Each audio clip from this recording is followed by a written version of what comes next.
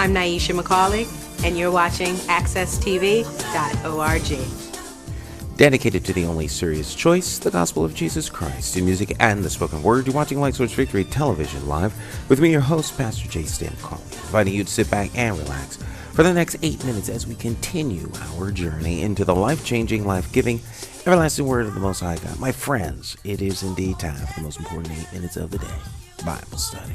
Now, of course, it is my Bible study time that I spend with you. We try and do it each and every day right here at AccessTV.org. So we invite you to tune in, take 8 minutes out of your busy schedule as we do the same, so that we can have Bible study. All right? On your screen, the life-changing, life-giving, everlasting word of the Most High God.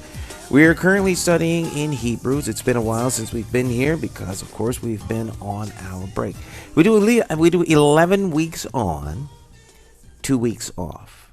All right, so there's like 4 seasons here. AccessTV.org, we have 4 broadcast seasons. All right, winter, spring, summer, fall. All right, so we do 11 weeks on, 2 weeks off. 11 weeks on, 2 weeks off. And of course, in the beginning of this year, we revamped and redid the whole network site. So it's been a very hectic last 13 weeks. But we're geared up, rested up, and ready to move forward. So for the next 11 weeks, all of our programs are raring and ready to go. First out of the box, first out of the gate, Light Source Victory Television. So let's get started. On your screen, the life-changing, life-giving, everlasting word of the Most High God, Hebrews chapter 1. Let's do a little review, pick it up, and get started. Now faith is the substance of things hoped for, the evidence of things not seen, for by it the elders obtained a good report. Through faith we understand that the worlds were framed by the Word of God, the Logos of God, so that things which are seen were not made of things which do appear. The things we see are not made out of the things we see. Okay? Like a cake. Cake is baked out of other things. Take flour, some eggs, some milk, sugar, a little baking powder or baking soda, whatever the cases may be, some salt, some sugar, some flavoring, maybe some fresh berries, whatever the case is. And from these elements, from these material things, you formulate a cake. You take existing things and create and manufacture something else out of them. Creation, on the other hand, is to take from nothing and behold, there it is. The closest that you could get, or that humans can get, is to take a thought and push it into something. All right. So you have creative power in that you have the ability to think, and your thought becomes something tangible. All right. But the problem with that analogy is that though you may think of something, the tangible result of your thought winds up being created or made. Your creation is made out of other things. When God creates, he speaks and nothing becomes something.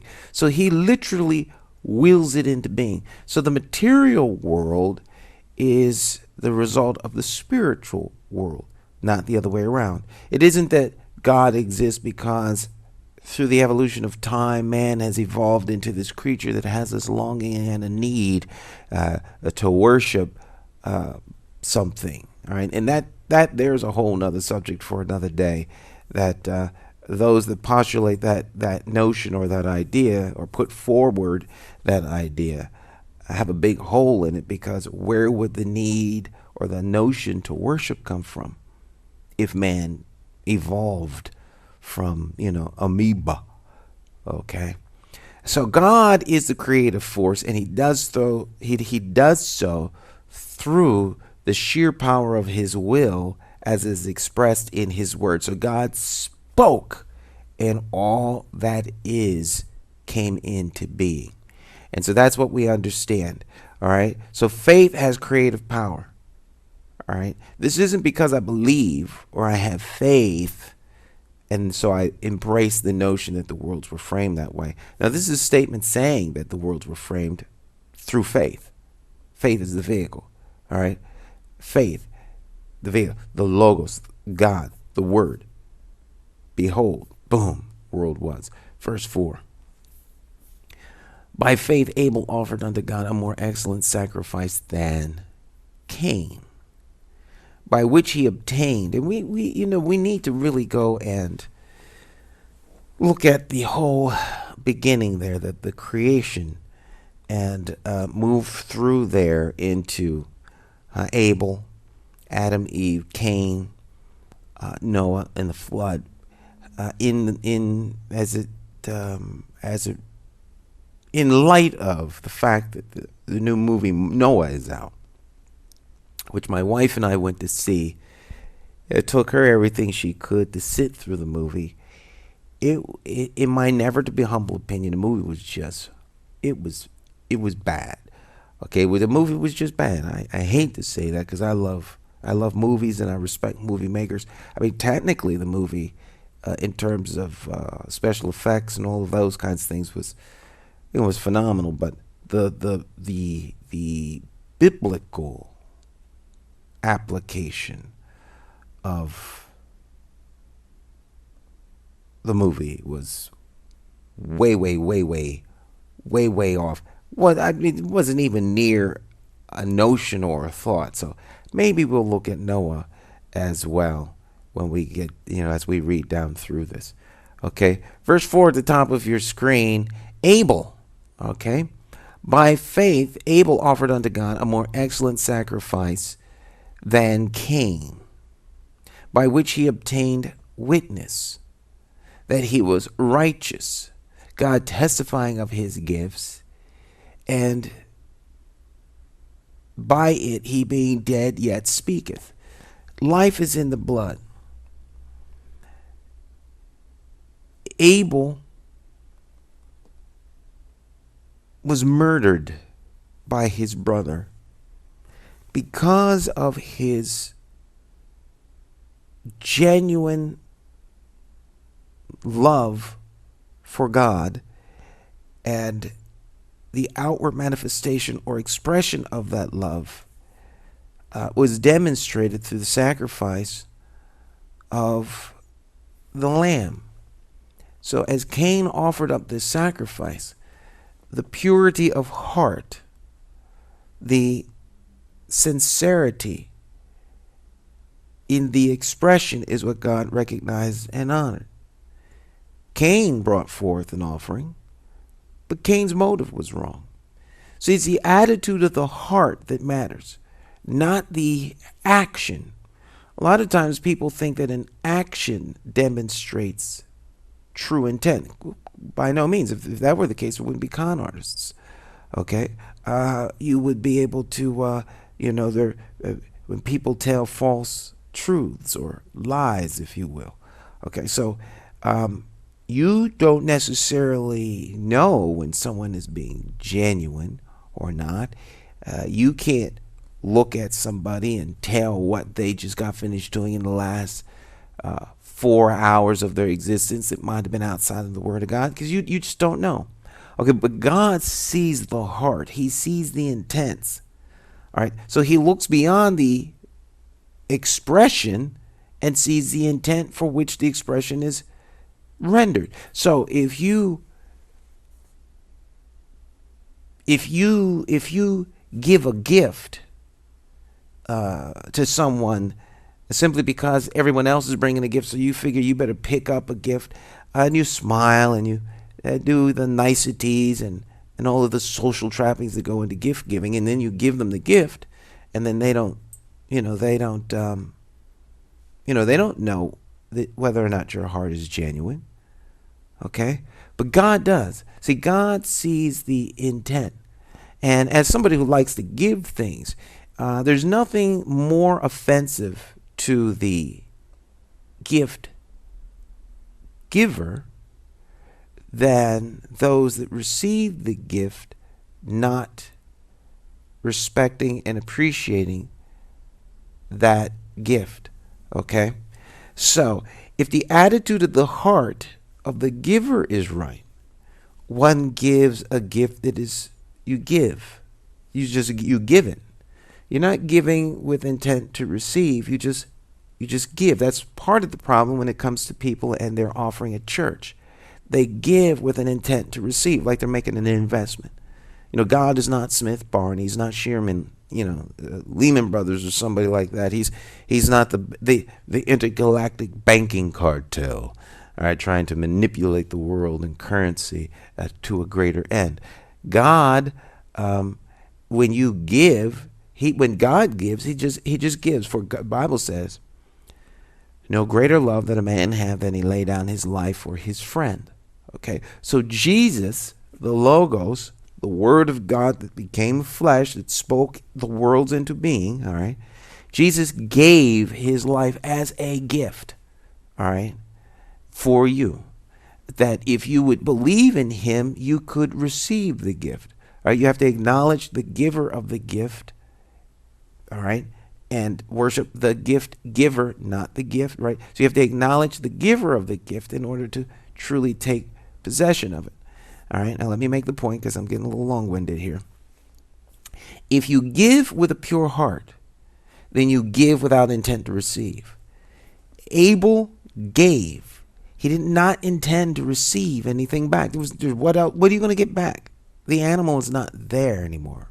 The life is gone from it. All right. Cain gave with an intent to get something back. Cain was trying to win favor. He's trying to get over, if you will. If I could just find a way to get back into the garden, maybe if I give the right kind of gift, God will work a little something, and I get my way back in. All right, there's an ulterior motive, and it is fair to say that Cain gave his gift first. All right, Abel, the younger brother, right, seeing the attitude of the heart, seeing him giving, not necessarily knowing the intent, but seeing the outward manifestation of, seeing the action. All right, because remember, there are three elements in faith. Action based upon a belief that forms a confidence in the heart. So, the action alone is not faith. You still need belief and confidence. All right. Now, the belief and confidence is something that the individual cannot make an assessment thereof looking at. The only way you can know that is the heart. The action speaks for itself. All right. Now the attitude of the heart. Okay, so Cain's gift, tainted. Abel's gift, respected, received. We know Cain's gift was tainted because the outward action and manifestation that Abel rendered when God accepted Abel's gift was that he killed his brother. All right. So, murder is not new. Murder is a result of sin. People talk about, crime is on the rise. We got murder and killings in the cities and in the hinterlands, and there's war and rumors of war and things. No, I would suggest that when we have four people on the planet, Abel, Cain, Adam, and Eve. Adam and Eve were disobedient. All right. They had 2 kids. 4 people on the planet. 1/4 of them was a murderer. The other quarter was a victim. And then you've got mom and dad. So, murder as a way to resolve conflict comes as a result of not being aligned and in line with the will of God. All right, my friends, guess what? We're way out of time. We do this all the time. It's supposed to be an 8-minute Bible study, but it always winds up being longer. So let's just close with verse 4, and then we'll come back tomorrow. By faith, Abel offered unto God a more excellent sacrifice than Cain. Not to say that Cain's sacrifice was bad. Abel's was just better. A more excellent sacrifice than Cain, by which he obtained witness or martyrdom. All right. He obtained witness because the attitude of the heart. Without faith, it is impossible to please God. We'll find that out when we go a little bit further tomorrow. He obtained witness that he was righteous. All right. Righteous in whose sight? Righteous in God's sight. God testifying of his gifts. For by it he being dead yet speaketh. All right. So righteousness comes by faith in he who spoke, and not a thing became a thing. All right. My friends, our time together is up. I will see you tomorrow right here on Light Source Victory Television Live, the 8-minute Bible study with me, your host, Pastor Nyesha McCauley. Tune in every Monday, Tuesday, Wednesday, Thursday, and Friday. A little adjustment to the broadcast times, Monday through Friday, so that we don't get burned out over the 11 weeks, okay? God bless you all and keep you strong in the faith. Remember, when it's all said and done, the only thing you need to know is this fact, and that is, of course, that Jesus Christ is Lord of Lords and King of Kings. He alone saves and changes lives. Won't you call in his name today and allow him to be Lord of your life? God bless you. See you tomorrow. Bye-bye.